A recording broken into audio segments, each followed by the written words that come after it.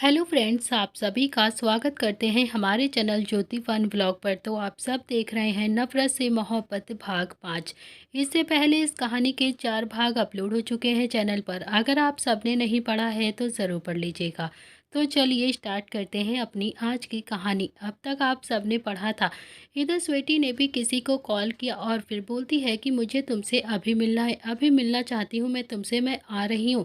इतना बोलकर उसने भी धीरे से देखा कि बुआ जी बैठे बैठे कुर्सी पर सो रही थी। उसने एक पत्र बुआ जी के पास रखा और फिर धीरे से दबे पांव वहां से निकल जाती है। स्वीटी किससे मिलने जा रही है अब आपको पता चलेगा इस कहानी में आगे। चलिए देखते हैं आगे। कुछ वक्त में वो एक बड़े से विला में पहुंचती है जो कि बुआ जी के घर से थोड़ी ही दूर पर था। फिर जैसे ही वो अंदर जाने लगी उसके सामने कुछ गार्ड्स आकर सर झुकाकर खड़े हो जाते हैं। स्वीटी बोलती है कि आप सबके बॉस हैं ना घर पर। यह सुनकर गार्ड्स ने भी सिर्फ हाँ में अपना सिर हिला दिया और कुछ भी नहीं बोलते हैं, साइड दे देते हैं। स्वीटी ने भी जैसे ही विला में अपना कदम रखा उसके ऊपर गुलाब की पंखुड़ियां गिरने लगती हैं। गुलाब के फूल ऊपर से गिर रहे थे और तभी सामने से एक आदमी जिसने अभी नीली शर्ट और कैजुअल जीन्स पहना हुआ था, अपने बालों को जेल से अच्छे से सेट किया हुआ था, काफी ज्यादा हैंडसम डैशिंग लग रहा था। वो आते हुए बहुत ही स्टाइल में स्वीटी की तरफ देखकर बोलता है कि welcome welcome my darling, my love, my sweetheart, welcome to my home. कब से तुम्हारी ही तो राह देख रहा था, आंखें तरस गई हैं तुम्हें देखने के लिए, तुम्हारे दर्शन होंगे इस नैन को, ये कब से ये दिल सोच रहा था। आज जब तुम्हारी कॉल आया ना तो फिर ऐसा लगा कि शायद अब तुम दिख जाओगी मुझे। लेकिन स्वीटी उसे एक बार भी नहीं देख रही थी।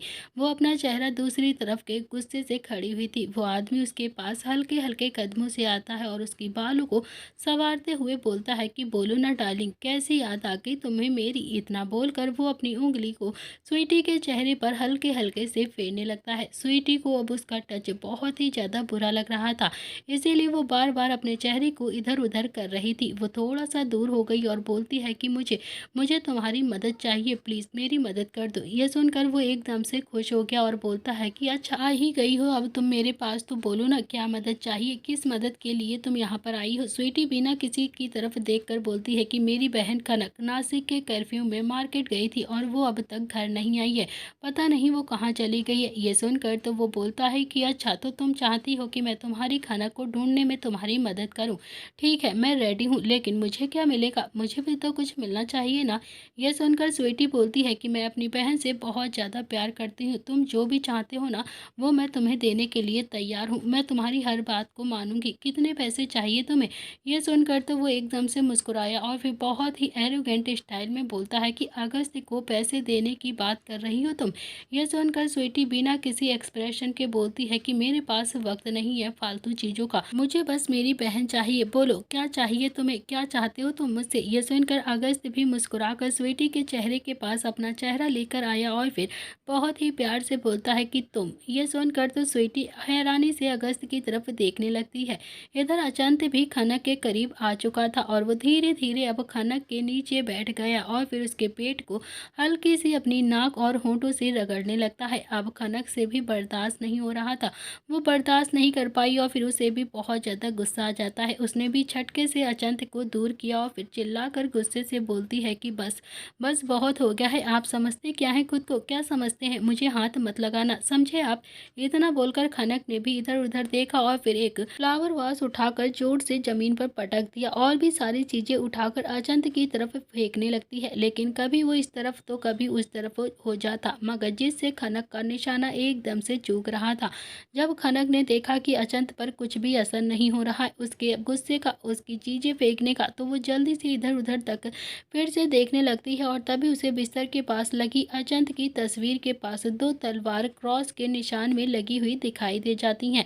खनक भी अब जल्दी से वहां पर गई और फिर एक तलवार को झट से मायन से निकाल लेती है और फिर अचंत की तरफ तलवार करके गुस्से से बोलती है कि मेरे पास आने की कोशिश भी मत करना, मुझसे दूर रहो, समझे आप, नहीं तो आपको छोड़ूंगी नहीं, मार दूंगी आपको। खनक नहीं जानती थी कि उसके सामने अभी कौन खड़ा है, जिसके सामने पूरी एशिया सर झुकाती है, नेशनल बॉक्सिंग चैंपियन है और जो कि अचंत सिंह शेखावत है, खतरों के खिलाड़ी, जिसको देखकर अच्छे अच्छे कांप जाते हैं, सबकी हंसियां उड़ जाती हैं। अचंत को अब खनक की नादानी देखकर थोड़ी सी हंसी आ रही थी, लेकिन हंसना तो जैसे अचंत के लिए बहुत ही ज्यादा बैन था।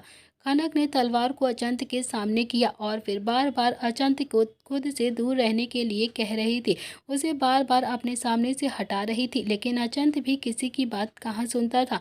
वो बस खनक की हरकतें और उसकी नादानियों को देख रहा था। अंदर ही अंदर उसे बहुत ज़्यादा अच्छा लग रहा था। उसे ये सब कुछ देखकर सिर्फ एक कॉमेडी शो के अलावा और कुछ भी नहीं लग रहा था। तो वहीं दूसरी तरफ खनक का बुरा हाल हो चुका था।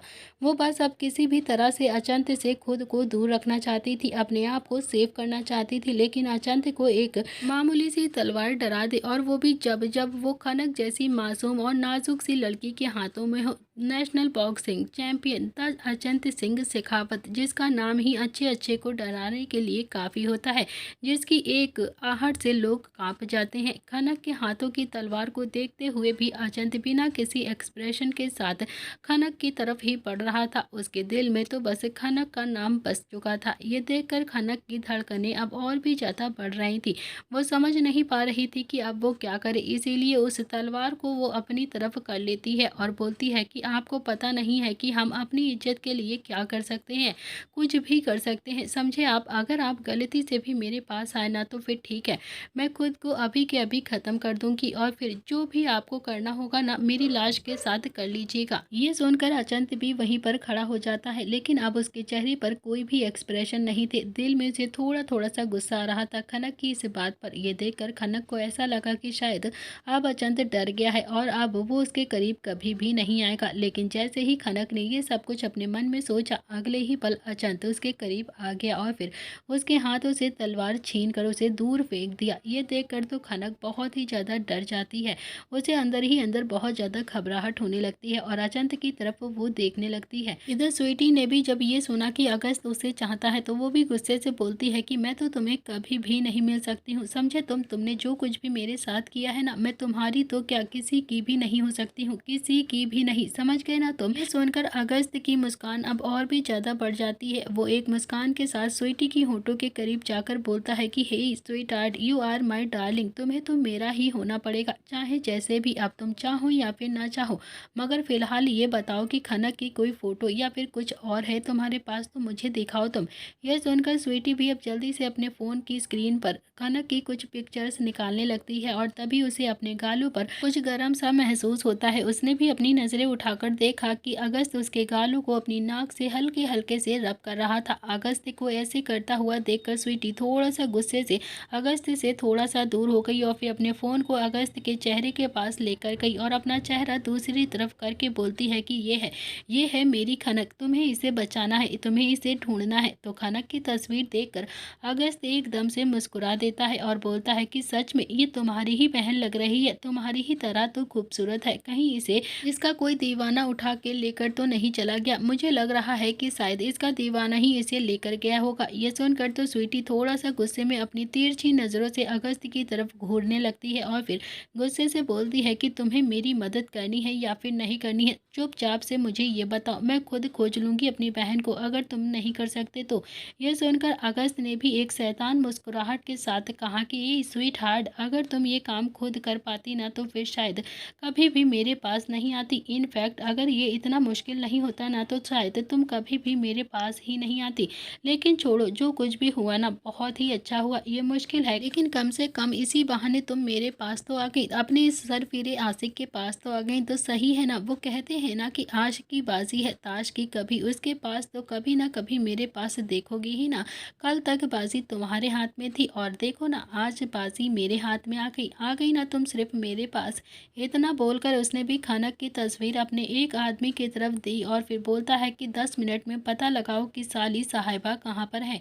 ये वो स्वीटी की तरफ देखकर उसे चिढ़ाने के लिए बोल रहा था और स्वीटी को भी अब बहुत ही ज़्यादा गुस्सा आ रहा था। लेकिन अभी भी स्वीटी कुछ नहीं बोल रही थी क्योंकि स्वीटी के लिए इस वक्त खनक से ज़्यादा महत्वपूर्ण कुछ भी नहीं था। वो चुपचाप से खड़ी हुई थी और कुछ ही वक्त में अगस्त का एक आदमी अंदर आता है और फिर सर झुकाकर बोलता है कि सर वो खनक खनक। ये सुनकर तो स्वीटी एकदम से घबरा जाती है और अगस्त जो चिल्लाकर बोलता है कि गूंगे हो गए हो क्या, बोला नहीं जा रहा है क्या? बोलो ना, क्या कहना चाहते हो तुम? फिर वो आदमी घबरा कर बोलता है कि वो सर खनक को एएसएस उठाकर लेकर गया है। ये सुनकर तो स्वीटी के होश एकदम से उड़ जाते हैं और अगस्त भी एकदम से शॉक्ड हो गया था। फिर वो खुद को कंट्रोल करके थोड़ा सा धीरे से बोलता है कि दिमाग खराब हो गया है क्या तुम्हारा? एएसएस, और वो भी लड़की, वो लड़की की तरफ देखता भी नहीं, किसी भी लड़की को आंख उठाकर नहीं देखा है उसने, समझे तुम? यह सुनकर स्वीटी जोर से चिल्लाकर बोलती है कि लेकिन मेरी खाना को वही लेकर गया है, वही लेकर गया है वो, समझे तुम? जीना हराम कर दिया है उसने मेरी खाना का, हाथ धोकर पीछे पड़ गया है मेरी खाना का, उसकी वजह से ही मेरी खाना को नासिक लेकर आई हूँ मैं, लेकिन वो यहाँ पर भी आ गया। क्या बिगाड़ा है मेरी खनक ने उस एएसएस का? इतना बोलकर स्वीटी रोने लगती है तो अगस्त भी अब उसे शांत कराते हुए बोलता है कि hey sweetheart, don't cry, please please don't cry.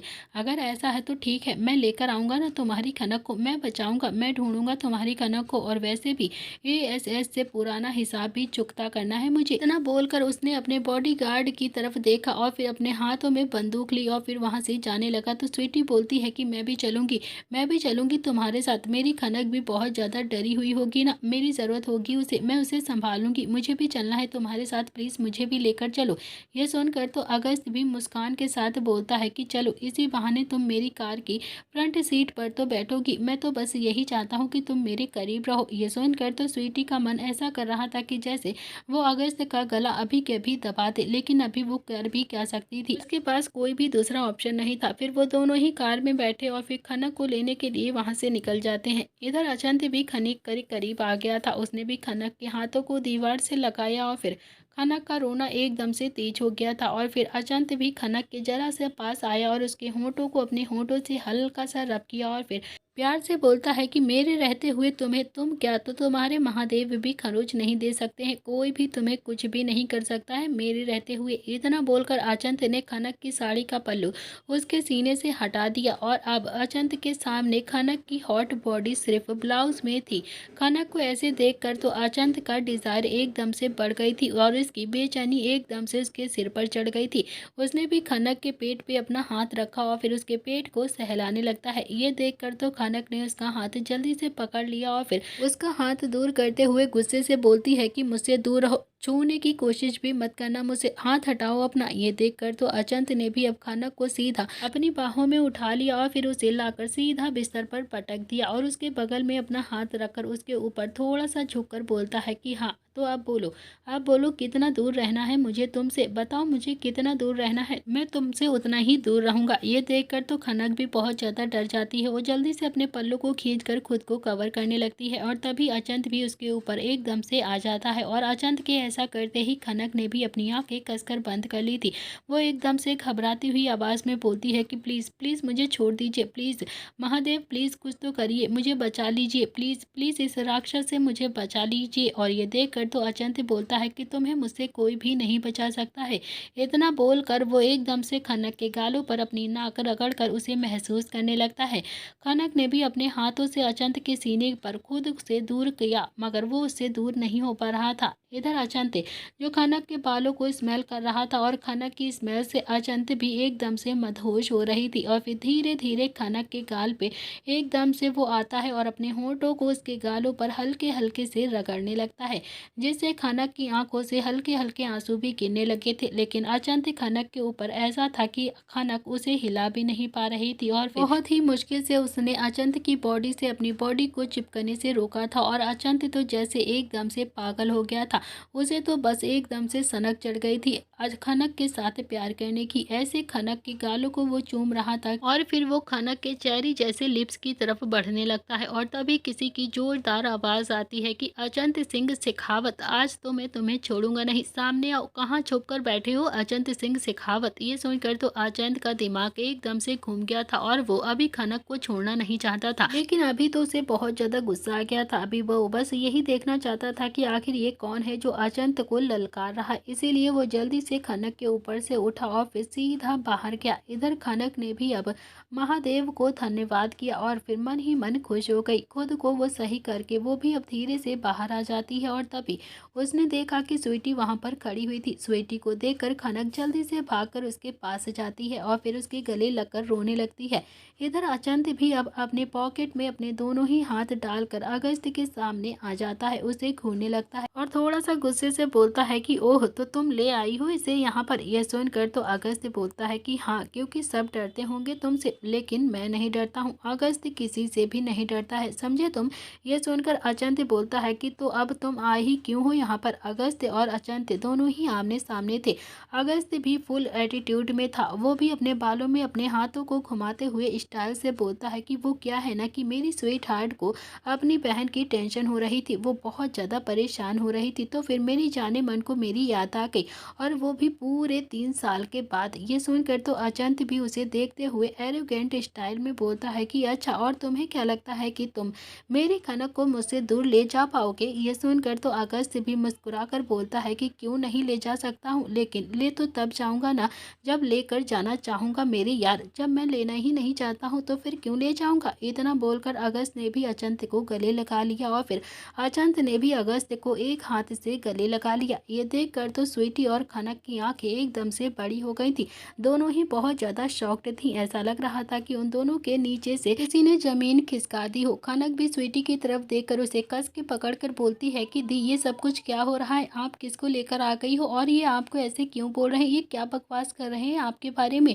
ये सुनकर तो स्वीटी एकदम से बोलती है कि खनक, ये सब कुछ तू बाद में पूछ लेना मुझसे, लेकिन अभी तो मुझे यहाँ पर बहुत बड़ा घोटाला लग रहा है, बहुत बड़ा झोल है यार। ये सुनकर खनक भी थोड़ा सा कांपती हुई आवाज़ में बोलती है कि हाँ दी, मुझे भी कुछ ऐसा ही लग रहा है, मुझे लगता है कि हमें यहाँ से निकलना चाहिए जल्द से जल्द। ये सुनकर स्वीटी ने भी हाँ में अपना सिर हिला दिया और फिर दोनों ही धीरे से पीछे की तरफ चलने लगती हैं और फिर जल्दी से दरवाजे की तरफ पलटती हैं और बाहर की तरफ निकल जाती हैं। और फिर तभी अगस्त की नज़र खनक और स्वीटी पर पड़ती है, तो वो दोनों ही बिना किसी टेंशन के बोलते हैं कि यार, ये लोग ना खुद को इतना ज़्यादा कैसे स्मार्ट समझ सकती हैं कि अचंत और अगस्त दोनों के रहते हुए भी ये यहाँ से निकल जाएंगी, बिल्कुल पागल है पागल। ये सुनकर तो अचंत भी अब जाते हुए खनक की तरफ देखकर बोलता है कि कोई नहीं, आना तो फिर से हमारे पास ही है इन दोनों को। ये सुनकर तो अगस्त एकदम से मुस्कुरा कर बोलता है कि चले ना यार, थोड़ा सा चिल करते हैं, तब तक हमारी हीरोइनें आती ही होंगी हम दोनों के पास। अगस्त की बात पर अचंत ने भी हाँ में अपना सिर हिला दिया और फिर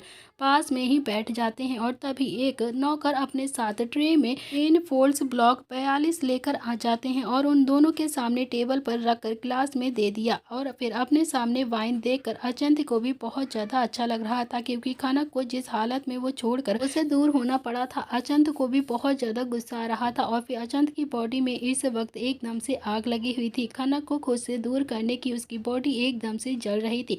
उसे तो बस खनक के साथ थोड़ा सा टाइम स्पेंड करना था, अपनी बॉडी हीट को शांत करने के लिए अचंत को ज़रूरत थी अभी इसकी, इसीलिए उसने भी झट से ग्लास उठा लिया और फिर दोनों ने ही चीयर्स किया और फिर वाइन को पीने लगते हैं। अचंत भी पी तो रहा था, लेकिन शराब से ज़्यादा नशा तो उसे भी खनक का चढ़ा था और अभी भी उसकी नज़रों में खनक ही चल रही थी। उसकी हॉट कमर, उसकी हॉट बॉडी अभी भी उसकी नज़रों के सामने घूम रही थी। अचंत को ऐसे देखकर अगस्त भी कंफ्यूज होकर बोलता है कि यार क्या हुआ है तुझे, आज वाइन भी तुझे चढ़ नहीं रही है क्या। ये सुनकर तो अचंत बोलता है कि यार मुझे खनक चाहिए, सिर्फ खनक। अचंत की बात सुनकर अगस्त को एक तरह से एकदम से झटका लग गया था। वो बोलता है कि यार मुझे नहीं लगा था कि तू ना सच में किसी भी लड़की के दिलचस्पी ले सकता है, किसी भी लड़की से तू प्यार कर सकता है। ये सुनकर तो अचंत ने भी अचानक से अगस्त का कॉलर पकड़ लिया और फिर अपने दांत पीसते हुए गुस्से से बोलता है कि वो कोई ऐसी वैसी लड़की नहीं है, लड़की नहीं है वो खनक है, खनक। और तूने क्यों स्वीटी में दिलचस्पी लिया, तू भी तो हर लड़की के पीछे भागने वाला ना था ना, तो फिर स्वीटी ही क्यों क्यों स्वीटी ही को तूने पसंद किया। अचंत का गुस्सा देखकर तो अगस्त ने पहले अपने कॉलर को छुड़वा लिया और फिर बोलता है कि यार अचंत, तुझे ना सच में खनक की ज़रूरत है यार, क्या बोल रहा है तू तू तो जानता है ना कि स्वीटी मेरे लिए कितनी ज़्यादा खास है। ये सुनकर अचंत फिर से वाइन पीने लगता है और बोलता है कि वैसे ही मेरे लिए खनक स्पेशल है, मेरे लिए भी खनक की ज़रूरत है मुझे। अचंत बात तो कर रहा था अगस्त से, लेकिन उसकी नजरें तो अभी भी दरवाजे पर ही टिकी हुई थी और ये अगस्त अच्छे से नोटिस कर रहा था कि अचंत को अभी खनक की कितना ज़्यादा इंतज़ार है। इधर खनक और स्वीटी जैसे ही गेट पर आती हैं, लेकिन गेट लॉक था और ये देखकर स्वीटी और खनक एक दूसरे को देखने लगती हैं। खनक ने भी अपने बालों में से एक पिन निकाला और सीधा लॉक की तरफ जाती है उसे खोलने के लिए कि तभी उन दोनों के सामने कुछ बॉडीगार्ड्स आकर खड़े हो जाते हैं। अब स्वीटी और खनक के सामने कोई भी विकल्प नहीं नजर आ रहा था। वो दोनों थोड़ा थोड़ा सा डर भी रही थी, वो लोग कैसे बचें और यहाँ से कैसे निकले। तभी एक ने स्वीटी की तरफ देखा और बोला कि चुपचाप से बॉस के पास वापस जाओ, अभी के अभी। लेकिन खनक और स्वीटी भी अपनी जगह से 1 मिनट के लिए भी नहीं हिल रही थी। ये देखकर एक गार्ड फिर से सामने आता है और बोलता है कि कोई नहीं, जो हमारे बॉस के काम नहीं आ सकता है ना, उसे भी हम किसी के काम का नहीं छोड़ते हैं। समझ गए ना तुम दोनों। ये सुनकर तो खनक बोलती है कि और अगर तुम सब हमारे साथ जरा सा भी करीब आने की कोशिश भी करोगे ना, तो फिर सच कह रही हूँ, सौगंध है मुझे महादेव की, तुम में से किसी को भी बच के जाने नहीं दूंगी, मैं सबको मार दूंगी मार।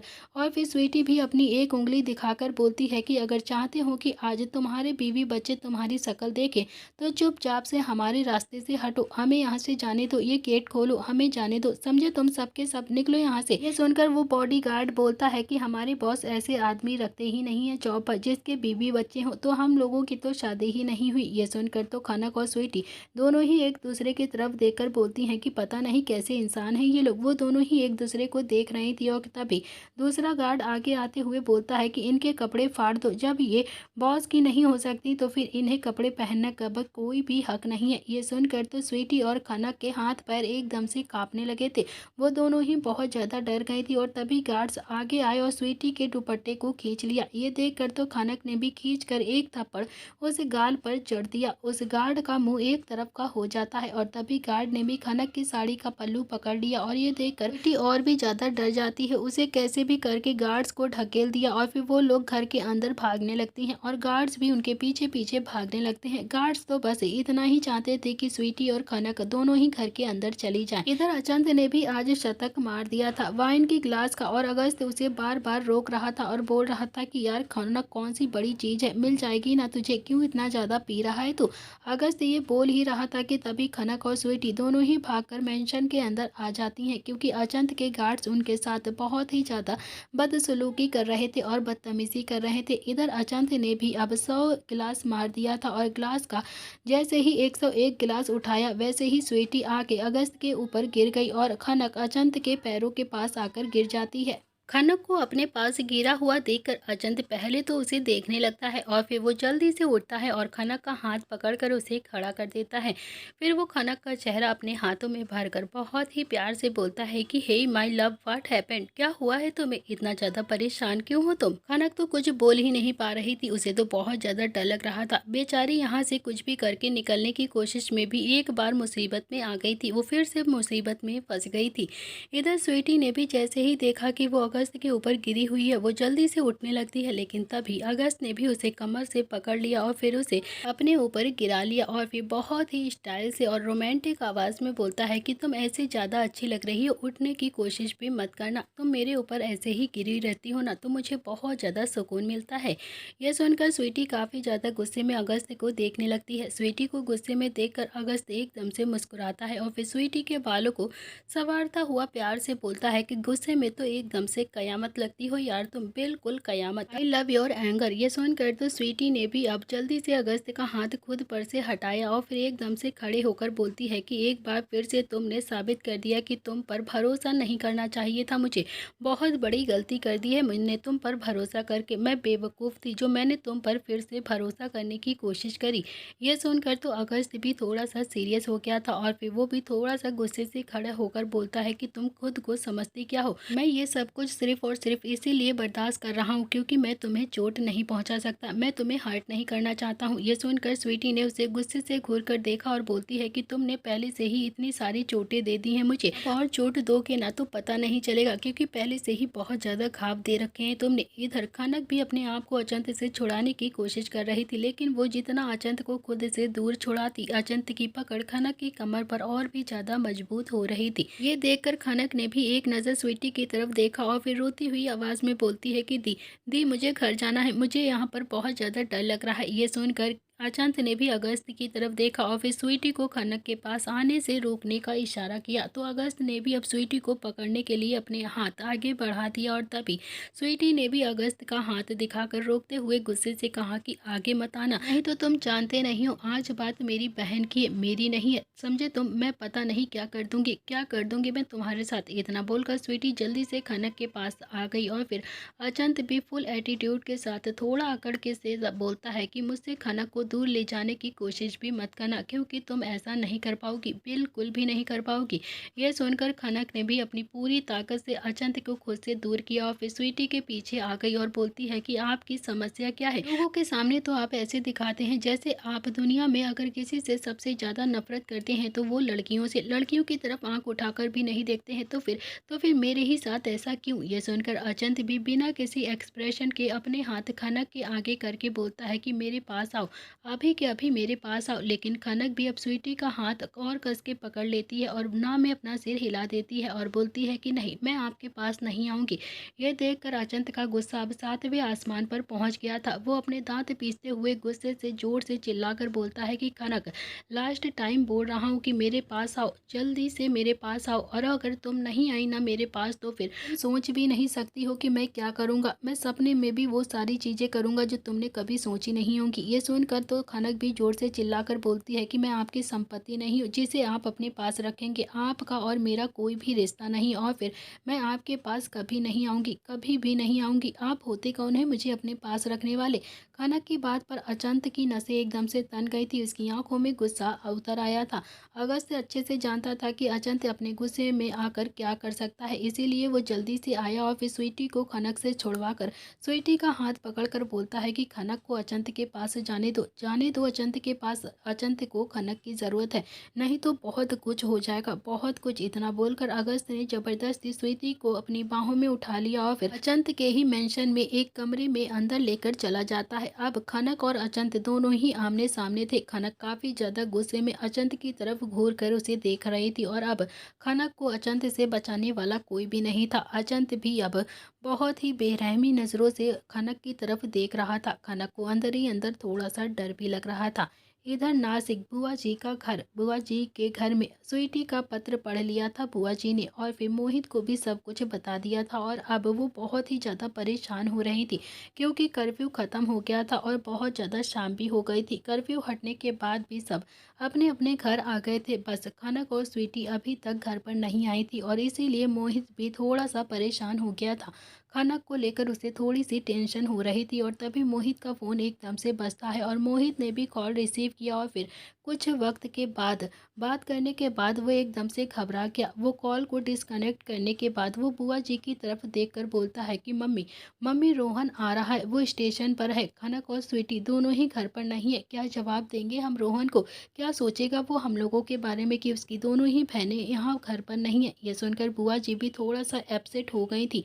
आखिरकार वो कर भी क्या सकती थी कि तभी कुछ वक्त में ही रोहन भी घर आ जाता है। रोहन को देखकर बुआ जी बात एकदम से पलटने के लिए बोलती हैं कि बेटा क्या हुआ, तुम ऐसे अचानक से यहाँ पर आ गए, क्या हमारे पास खनक और स्वीटी को छोड़ने का मन नहीं कर रहा है क्या तुम्हारा, क्या अपनी बहनों को फिर से ले जाने के लिए आए हो। यह सुनकर रोहन भी मुस्कुरा देता है और बोलता है कि अरे नहीं नहीं बुआ जी, खनक को तो यहाँ पर बहुत ज़्यादा अच्छा भी लगता है, आपके पास उसे बहुत अच्छा लगता है, लेकिन घर पर मम्मी पापा चाचा चाची और क्रुश और खुद हमें भी स्वीटी और खनक के बिना बिल्कुल भी अच्छा नहीं लग रहा है। घर बिल्कुल सूना सूना सा हो जाता है। फिर वो सब जगह देखते हुए बोलता है कि वैसे कहाँ पर है उड़न पतंगा, दोनों ही दिख नहीं रही हैं। ये सुनकर बुआ जी और मोहित दोनों ही एक दूसरे का मुंह देखने लगते हैं। ये देखकर रोहन को कुछ कुछ शक हो गया और वो मोहित की तरफ देखकर बोलता है कि मोहित क्या हुआ है, कहाँ पर है खनक और स्वीटी।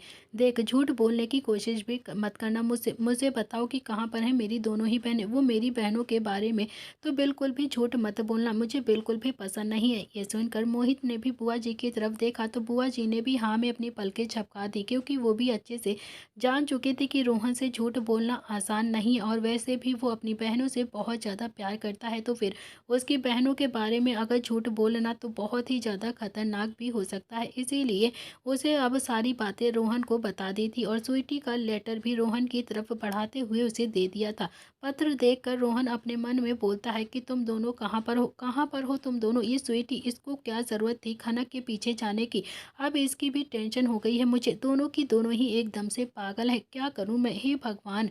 और तभी इसके दिमाग में कुछ अचानक से आता है, और फिर उसने जल्दी से राहुल को कॉल किया और बोलता है कि पता करो कि एएसएस कहाँ पर है इस वक्त। इतना बोलकर उसने भी कुछ वक्त के बाद कॉल को डिस्कनेक्ट कर दिया, और फिर मोहित की तरफ देखकर बोलता है कि और तुम क्या कर रहे थे जो मेरी खनक को बाजार जाना पड़ा। तुम क्या नहीं जा सकते हो सामान लेने के लिए। ये सुनकर मोहित ने भी अपना चोट दिखा दिया, और तभी फिर से रोहित का कॉल आता है, और फिर सामने से रोहित बोलता है कि भाई एएसएस अभी नासिक में ही है। इतना सुनकर रोहन ने भी बिना कुछ बोले कॉल को डिस्कनेक्ट कर दिया, और काफ़ी ज़्यादा गुस्से में अपने दांत पीसते हुए बोलता है कि एएसएस, इस वक्त तुझे छोड़ूंगा नहीं मैं, इस बार तुझे नहीं छोड़ूंगा। आज तक पड़ा होगा तेरा अरे गहरे से पाला, मगर इस बार तेरा पाला एक भाई से पड़ा है, एक भाई से जो अपनी बहनों के लिए किसी भी हद तक जा सकता है, किसी से भी लड़ सकता है, अपनी बहनों से बहुत ज़्यादा प्यार करता है। अब तू देख क्या करता हूँ मैं तेरा एएसएस। इतना बोलकर वो भी गुस्से से खड़ा हुआ और बिना किसी को कुछ बताए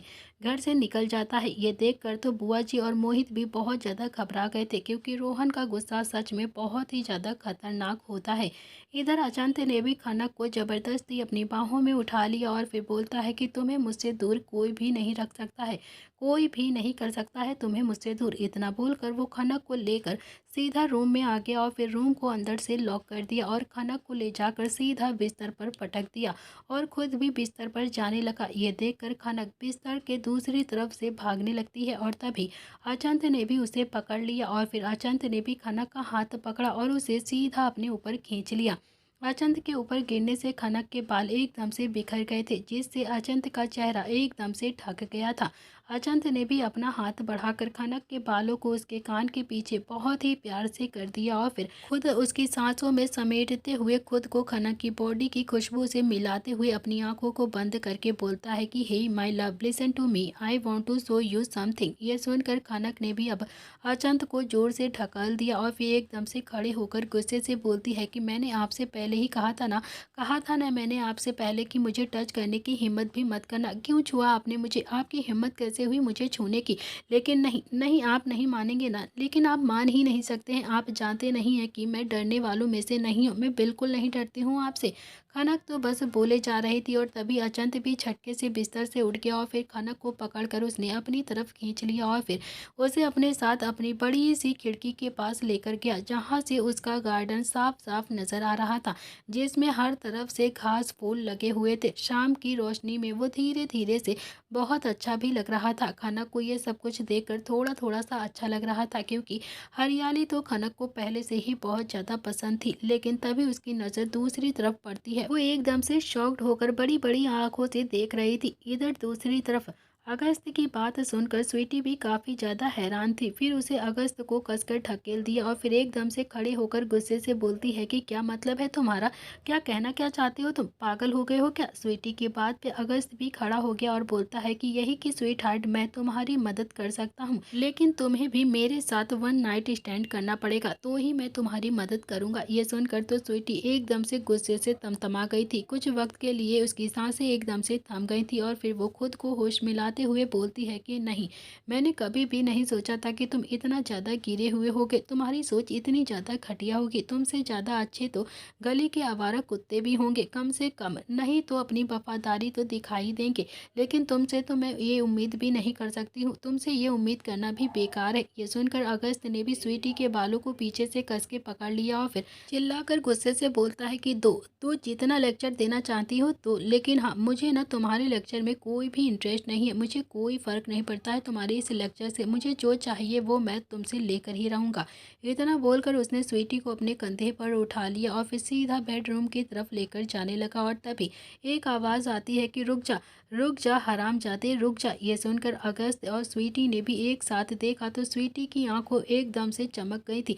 उसकी आंखें एकदम से चमक से बढ़ गई थी और अगस्त की आंखों में काफ़ी ज़्यादा गुस्सा उतर आया था, क्योंकि वहाँ पर कोई और नहीं, स्वीटी और खनक का भाई रोहन खड़ा हुआ था। वो गुस्से से काफ़ी ज़्यादा तिलमिला रहा था। इधर खनक के सामने का नज़ारा देखकर तो किसी के भी हाथ पैर कांपने लग जाते। और फिर ये तो मासूम सी हमारी खनक थी, क्योंकि सामने गार्ड्स के हाथ पैरों को रेता जा रहा था और वो सब जोर जोर से चिल्ला रहे थे। वो सब बहुत ही तेज से बेरहमी से रो रहे थे, लेकिन जैसे किसी को भी कोई फर्क नहीं पड़ रहा था और सब अपना अपना काम कर रहे थे। किसी के ऊपर खौलता हुआ तेल डाला जा रहा था तो किसी के ऊपर खौलता हुआ दूध डाला जा रहा था। कोई बहुत तेज तेज रो रहा था। एकदम से सब घायल हुए थे। ये देखकर तो खनक की आंखें भी डर से एकदम से भर गई थी। वो ना ही अपनी जगह से हिल रही थी और ना ही कुछ बोल रही थी। खनक तो एकदम से शांत हो गई थी। खनक को ऐसे शांत देखकर अचंत ने भी पीछे से खनक की कमर को अपने हाथों से लपेट लिया और फिर अपना चिन्ह खनक के कंधों पर रख दिया। खनक को शांत देखकर अचंत ने पीछे से खनक की कमर को हल्का हल्का सा अपने हाथों से लपेटा और फिर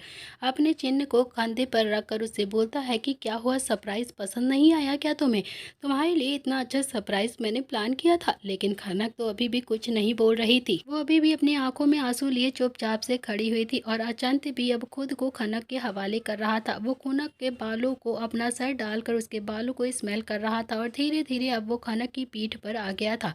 ब्लाउज बैकलेस होने की वजह से खनक की पूरी पीठ साफ साफ अचंत के सामने थी, जिस पर गोरा गोरा रंग था, जिसे देखकर अचंत खुद को रोक नहीं पा रहा था। खनक की आंखें में तो एकदम से आंसू थे। उसकी आंखें तो दर्द से एकदम से फैल चुकी थी। वहीं अचंत के हाथ खनक के बैग पर थे और अचंत जो खनक के बैग को चूम रहा था, वो खनक के लिए इस वक्त इतना ज़्यादा बेसा हो गया था, इतना ज़्यादा हबसी हो गया था कि ये उसके चेहरे पर से झलक रहा था। और अब जब उसने खनक की तरफ एकदम से खुद को रजिस्टर्ड देखा तो उसने भी अपने गुस्से से खनक की तरफ देखा और उसे अपनी तरफ पलट दिया। खनक ने भी एकदम से डर के मारे उसकी तरफ देखा और भी ज़्यादा वो घबरा जाती है। वो और भी ज़्यादा डर जाती है कि अचंत जो कुछ भी उसके साथ कर रहा था, खनक को कुछ भी नहीं पता चल रहा था। वो डर से एकदम से कांप रही थी और अचंत जो अपने होठों को खनक की गर्दन पर चला रहा था, लेकिन इससे भी अचंत का मन नहीं भरा तो उसने अब खनक का पल्लू नीचे सरका दिया और फिर काफ़ी डिसेंट नज़रों से खनक की तरफ देख रहा था। उसकी नज़रें खनक को और भी ज़्यादा परेशान कर रही थी। उसकी सांसें जोर जोर से चल रही थी।